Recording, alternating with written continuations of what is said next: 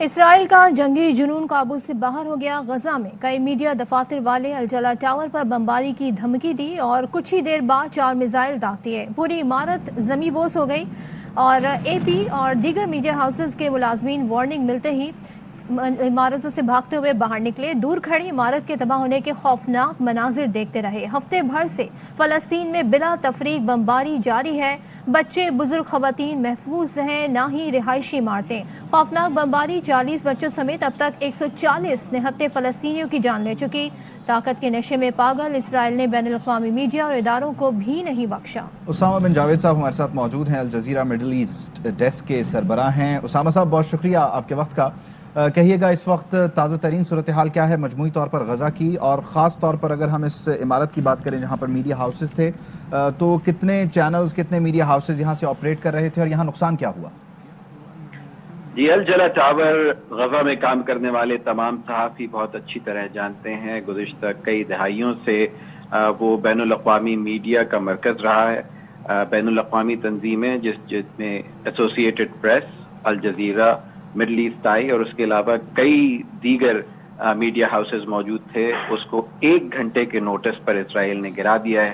اگر آپ الجزیرہ دیکھیں تو الجزیرہ کے ملازمین نے فون کیے، لوگوں سے بات کرنے کی کوشش کی۔ اس بلڈنگ کے مالک نے اسرائیلی فوج کو فون کر کے کہا کہ یہاں پہ میڈیا ہاؤسز ہیں، ان کو ان کا اکوپمنٹ نکالنے کی اجازت دی جائے، لیکن انہوں نے منع کر دیا اور ساری دنیا کے سامنے دن دہاڑے اعلان کرنے کے بعد ایک میڈیا کو ٹارگٹ کیا گیا ہے۔ اقوام متحدہ کے اصول و ضوابط کے مطابق یہ تمام معاملات جو ایسے کیے جائیں یہ ایک جنگی جرم کے زمرے میں آتے ہیں، جس میں میڈیا یا ہیلتھ ورکرز یا ایسے وہ لوگ جو کسی قسم کا ملٹری ٹارگٹ پوز نہ کرتے ہیں ان کو ٹارگٹ کیا جائے تو یہ جنگی جرائم کے زمرے میں آتا ہے۔ لیکن المیہ یہ ہے کہ ساری دنیا خاموش تماشائی ہے اور فلسطینیوں کا قتل عام یہی المیہ ہے، اور اسی وجہ سے ہم دیکھ رہے ہیں کہ اسرائیل کی جانب سے جس طریقے سے بمباری کی جا رہی ہے، وحشیانہ ظلم کیا جا رہا ہے، اس پہ کوئی روک ٹوک کرنے والا نہیں ہے۔ پریس فریڈم کی بات کی جاتی ہے، آپ کے ساتھ ظاہر ہے انٹرنیشنل میڈیا کے اور جو میڈیا ہاؤسز ہیں مختلف کنٹریز سے وہ لوگ بھی کام کرتے ہوں گے، وہ کیا کہہ رہے ہیں؟ کیونکہ وہ جو رپورٹ کر رہے ہیں، ہم اگر انٹرنیشنل میڈیا کی بھی بات کریں تو وہ بھی باعث نظر آتا ہے۔ وہ اس ساری صورتحال پر کیا کہتے ہیں؟ کیا بات چیت ہوتی ہے آپ لوگوں کی آپس میں؟ یہ دیکھیے، بین الاقوامی میڈیا یہ اس بات پہ منحصر ہے کہ وہ کہاں سے بات کر رہے ہیں اور ان کے پیچھے کیا مضمرات ہیں ان کی رپورٹنگ کے، لیکن تمام بڑے میڈیا آؤٹلیٹس جس میں جہاں پہ یہ فلسطینیوں کے اوپر کیے جانے والے ظلم، غزہ جس کا محاصرہ جاری ہے، جس کو دنیا کی سب سے بڑی اوپن ایئر جیل کہا جاتا ہے، وہ وہاں کی صورتحال بتا رہے ہیں، اور غالباً اس کے پیچھے یہی پوشیدہ ہے کہ اس بلڈنگ کو گرانے کا مقصد یہ ہے کہ ساری دنیا تک خبر رسانی کا ذریعہ ایسوسیٹڈ پریس تھا۔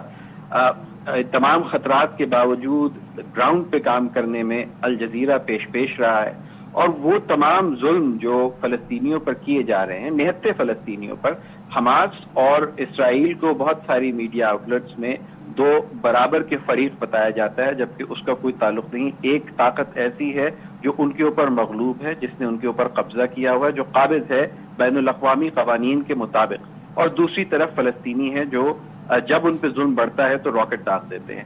تو یہ صورتحال ہے، اور بین الاقوامی میڈیا کو غالباً خاموش کرانے کے لیے یہ ایک پیغام دیا گیا ہے۔ یہ یاد رکھیے کہ غزہ کا محاصرہ جاری ہے، غزہ میں بین الاقوامی صحافیوں کو اجازت نہیں ہے جانے کی۔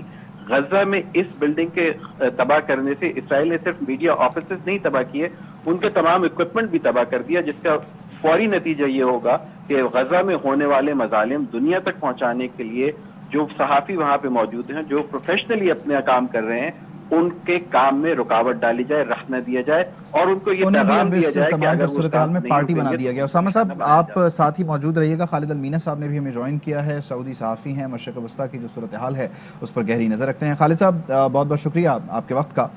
کہیے گا کہ آپ کے پاس کیا تفسیر آ رہی ہے غزہ الجلا ٹاور کی خاص طور پر، اور یہ جو آج کا اقدام ہے اس سے مجموعی طور پر جو آزادی اظہار رائے ہے اور جو غزہ کی صورتحال دنیا کو دکھا رہا ہے عالمی میڈیا، اس پر ایک قدغن لگانے کی کوشش ہے اسرائیل کی جانب سے؟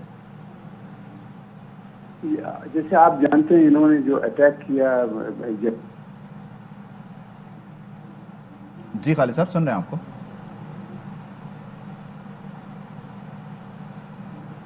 خالد صاحب سے ہم دوبارہ رابطہ کرنے کی کوشش کر لیتے ہیں. اسامہ صاحب آپ کی طرف آتے ہوئے کہیے گا اس تمام تر صورتحال میں کہ جہاں پر میڈیا کو روکا جا رہا ہے، آپ نے مجموعی طور پر بحیثیت صحافی ایز این انڈیپینڈنٹ پرسن آپ کیسے دیکھتے ہیں اوور آل جو رپورٹنگ ہوئی؟ جیسے کہ اب سے پہلے میری ساتھی اینکر نے بھی سوال کیا، کیا وہ درست انداز میں جو بھی صورتحال ہے اسے پیش کیا گیا، یا آپ سمجھتے ہیں کہ اس سے بہتر انداز میں بھی اس تمام تر صورتحال کو بتایا جا سکتا ہے، دنیا کے سامنے لایا جا سکتا ہے؟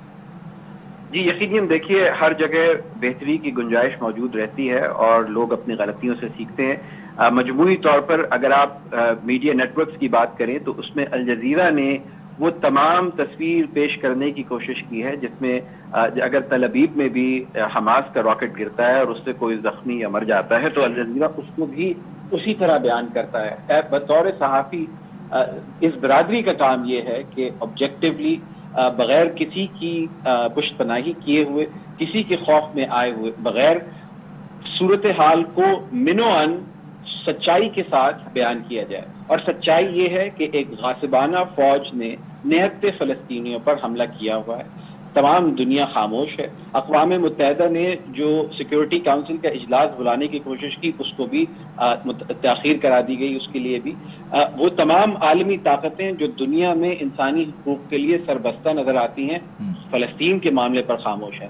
لیکن جو ایک بات مختلف ہے جو میں نے اپنے پچھلے 20 سال کے کیریئر میں دیکھی ہے وہ یہ ہے کہ آہستہ آہستہ وہ جو وار آف نیریٹو تھی جو ہمیشہ اسرائیل کی طرف پلڑا جاتا تھا، اس دفعہ وہ تبدیل ہوتی نظر آتی ہے. آپ کو سوشل میڈیا پہ، آپ کو انفلوئنسرز، آپ کو وہ تمام لوگ، ایون وہ لوگ جو مغربی ممالک میں موجود ہیں، انہیں نظر آ رہا ہے، ان پر عیاں ہے یہ بات کہ یہ کس طریقے کی ناانصافی کی جا رہی ہے. اور ان لوگوں کے اوپر جن کے پاس نہ جانے کی کوئی جگہ ہے، اس وقت کووڈ کے پیشنٹس ہیں، وہاں پر اسپتالوں کی صورتحال ابتر ہے، اسکولوں پر حملے جاری ہیں اور ان کے گھر تباہ کیے جا رہے ہیں اور ان کے پاس جانے کی کوئی جگہ نہیں. اسرائیل ان کے پورٹس، ان کی بندرگاہیں، ان کے ہوائی اڈے جو کہ وہاں پہ موجود نہیں ہے، اور اس نے ایک حصار کی دیوار بنائی ہوئی ان کے چاروں طرف. تو یہ لوگوں کو، وہ انگریزی کا ایک مقولہ ہے کہ shooting fish in a barrel, کہ لوگوں کو ایک جگہ محسوس کر کے اس کے اوپر اسامہ صاحب آخر میں مختصراً یہ بتا دیجیے گا جو آخری اطلاعات آپ تک آئیں الجلا ٹاور سے متعلق، وارن کیا گیا تھا تو تمام لوگ جو ہیں وہ یہاں سے نکل چکے تھے بحفاظت، یہاں مالی نقصان ہوا، جانی نقصان کی کوئی اطلاع نہیں؟ جی ہاں بالکل ایسی ہی ہے. اسرائیلی فوج کا طریقہ یہ رہا ہے کیونکہ پچھلی جنگ میں 2014 میں بہت زیادہ جو معصوم لوگ ہیں وہ مارے گئے تھے. تو اب طریقہ یہ ہے کہ اسرائیلی فوج جو ہے وہ اس بلڈنگ کے مالک کو فون کرتی ہے. ایک راکٹ جو ہے وہ ناک ڈاؤن راکٹ جو ہے وہ چھت پہ مارا جاتا ہے ڈرون کے ذریعے، جس سے یہ پتہ چل جاتا ہے کہ اس بلڈنگ کو گرایا جا رہا ہے، اور 1 گھنٹے کے نوٹس پہ ان تمام لوگوں سے کہا جاتا ہے کہ وہ اس جگہ کو چھوڑ دیں. تو اگر آپ سوچئے کہ اس عمارت میں رہائشی جو ہے حصہ بھی تھا، لوگ اپنی ساری زندگی کا سامان رکھے ہوئے تھے. اگر 1 گھنٹے پہ آپ کو کہا جائے کہ اپنا گھر چھوڑ دیجئے تو کہاں جائیں گے اور کیا لے کے اتریں گے؟ یقینی طور پر یہ مشکل حالات ہیں جس کے بارے میں آپ نے تفصیلاً گفتگو کی. اسامہ بن جاوید صاحب بہت شکریہ آپ کا. The world is in your hands with ARY News. Introducing the language selection option in the ARY News app. Download the latest version now for this unique feature, bringing the major spoken languages from across the globe at your fingertips. Karachi, Pakistan International Airlines PIA is on the way. كراتشي إن الخطوط الجوية الباكستانية